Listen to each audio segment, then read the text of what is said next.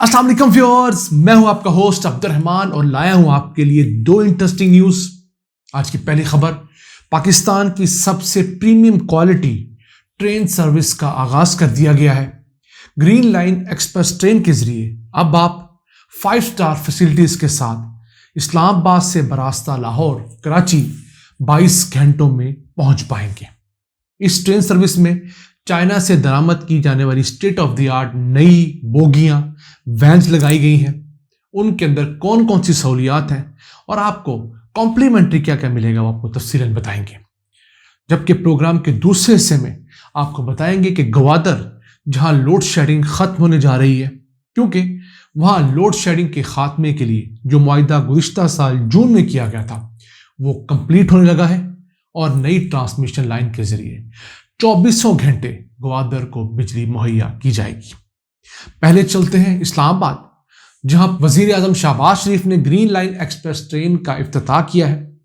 Margalla station Islamabad से ये train बरास्ता, Chaklala, Lahore, Khanewal, भावरपुर, रोड़ी, हैदराबाद और फिर कराची पहुंचेगी और ये सारी मुसाफिर इब्तदान 22 घंटे में कवर की जाएगी और आहिस्ता आहिस्ता इसको घटाकर 20 से 18 घंटे लाने की कोशिश की जाएगी।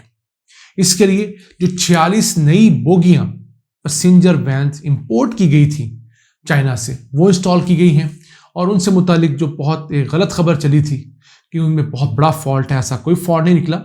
उनको 2500 किलोमीटर चलाने के बाद, पाकिस्तानी ट्रैक्स के ऊपर भगाने के बाद एक प्रेशर पाइप लीक किया था, उसको मोटा करके चेंज कर दिया गया उसी वारंटी में। तो इतना तो इशू आ जाता है, जिस वैन में, जिस बोगी में 2000 से ज़्यादा स्पेयर पार्ट्स हो, कहीं ना कहीं चीज़ मिसमैच कर जाती है।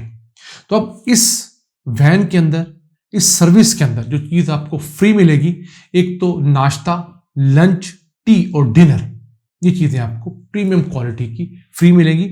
एसी के जो डब्बे होंगे ऑब्वियसली। उसके अलावा आपको हाई क्वालिटी बेडिंग मिलेगी, यूटिलिटी किट मिलेगी, वाईफाई और मोबाइल चार्जर, लैपटॉप चार्जर की सहूलियत इसमें मिलेंगी। इसके साथ साथ इसमें 2 एसी पार्लर की बोगियां हैं, फिर 5 एसी बिजनेस की हैं, 6 एसी स्टैंडर्ड की हैं और 4 से 5 इकोनॉमी क्लास की सीटें लगाई जाएंगी। इसका किराया इकोनॉमी में 4000, 8000 एसी स्टैंडर्ड में और 10,000 रुपया जो बिजनेस क्लास है उसमें होगा।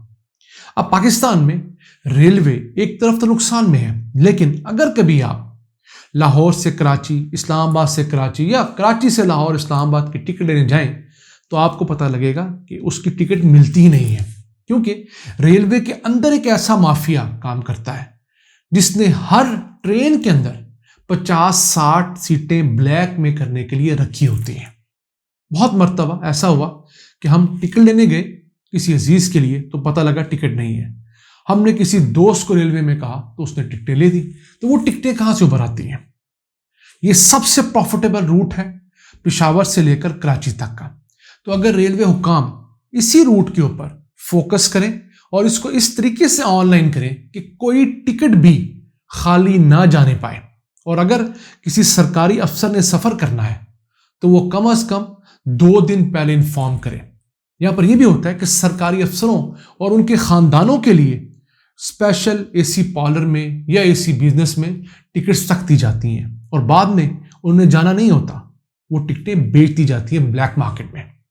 ऑनलाइन सर्विस का आगाज किया गया, वो तो बड़ी अच्छी है, लेकिन उसमें एक प्रॉब्लम ये आ रही है कि अगर आप ऑनलाइन बुकिंग करवाएं, 1-2 सीटें अगर आपने बुक कराई हैं तो अक्सर आपको वो सीट जाकर मिलती है ऑन लोकेशन जो कि सिंगल सीट होती है, जिस पर आप पूरा रास्ता अकड़ के जाते हैं और बड़े बुरे हालात होते हैं।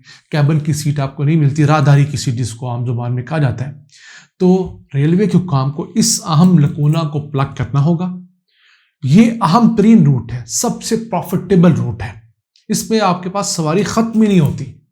अगर आप अपनी सर्विस बेहतर करेंगे तो यकीन कीजिए आपके कई सारे खसारे तो यही एक रूट खत्म करने के लिए काफ़ी होगा। हम उम्मीद करते हैं कि इंडिया की तरह हमारी ग्रीन लाइन एक्सप्रेस ट्रेन भी अपना मयार बेहतर रखे। वहाँ पर तो बड़ी 5 स्टार और 7 स्टार ट्रेन चलती है, महाराजा एक्सप्रेसवे और दीगर, जहाँ पर सयाहों को लाया जाता है, 5 स्टार फैसिलिटीज दी जाती हैं। उस लेवल की तो नहीं होगी ऑब्वियसली, लेकिन उस जानिब एक बहुत बड़ा कदम ज़रूर है और उसको खुशामदीद कहते हैं। आइए चलते हैं आज की दूसरी अहम खबर की तरफ।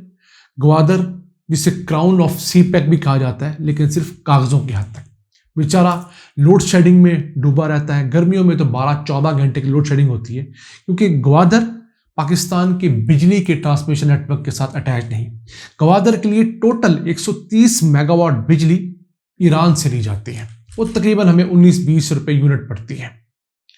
गुज़िश्ता साल जून में पाकिस्तान ने ईरान से मजीद 100 मेगावाट बिजली दरामद करने का मुआहदा किया था। उस सिलसिले में ट्रांसमिशन लाइन तकरीबन मुकम्मल हो गई है और उम्मीद है कि 1 मार्च सन 2023 से ग्वादर को इजाफी 100 मेगावाट बिजली मिलना शुरू हो जाएगी।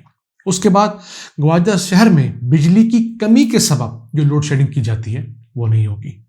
हमेशा की तरह बताता हूं, पाकिस्तान में 2 किस्म की लोड शेडिंग है। एक तो बिजली की कमी के सबब, या हमारे पुराने निज़ाम की वजह से कभी ट्रांसफार्मर खराब होता है, कभी ग्रिड स्टेशन बैठ जाता है, या चोरी की वजह से भी लोड शेडिंग की जाती है। तो ग्वादर में बिजली की कमी की वजह से लोड शेडिंग का खात्मा होगा। हाँ, टेक्निकल लॉसेस, डिस्ट्रीब्यूशन के मसाइल की वजह से जो छोटी मोटी लोड शेडिंग करनी पड़ेगी वो तो पूरे पाकिस्तान में जरूरत है। इसके अलावा ग्वादर के लिए 132 केवी की एक ट्रांसमिशन लाइन बिछ रही है, जो कि जीवानी से ग्वादर को अटैच करेगी। 94 किलोमीटर की ये जो लाइन है, इस पर काम जारी और सारी है। ये पाकिस्तान के अपने मेन नेटवर्क को ग्वादर तक पहुंचाने का मिशन है। 2 अरब 30 करोड़ रुपए की इस ट्रांसमिशन लाइन पर भी इसी साल सन 2023 में काम कंप्लीट होगा। तो उम्मीद है हमारे पास ग्वादर पूरे डिवीजन के लिए बफर बिजली होगी, और उसके बाद जितनी मकरान कोस्ट है हम उसको अपने वसाइल से, मेन नेटवर्क से बिजली मुहैया कर पाएंगे। और उम्मीद है कि ये साल एक ऐसा साल होगा जिसमें ग्वादर का दूसरा अहम मसला, पानी की किल्लत, भी हल कर ली जाएगी। वो किस तरह कि यहाँ पर जो डैम ज़ेरे तामीर थे, जो पानी की पाइपलाइंस बिछ रही थी, उनका बड़ा हिस्सा बिछ चुका है। फिर एक बहुत बड़ा समंदरी पानी को मीठा बनाने का प्लांट, डिसैलिनेशन प्लांट भी तकमील के करीब है। उसे हम इंशाल्लाह आने वाले किसी एपिसोड में डिस्कस करेंगे। लेकिन ये डेवलपमेंट जो बिजली के सेक्टर में है, ये ग्वादर के लिए इसलिए भी अहम है कि वहाँ पर फ्री जोन के अंदर फेज 2 में फैक्ट्रियाँ लगना शुरू हो गई हैं। उन फैक्ट्रियों को जो बिजली चाहिए थी उसका इशू आ रहा था, वो जनरेटर पे चल रही थी।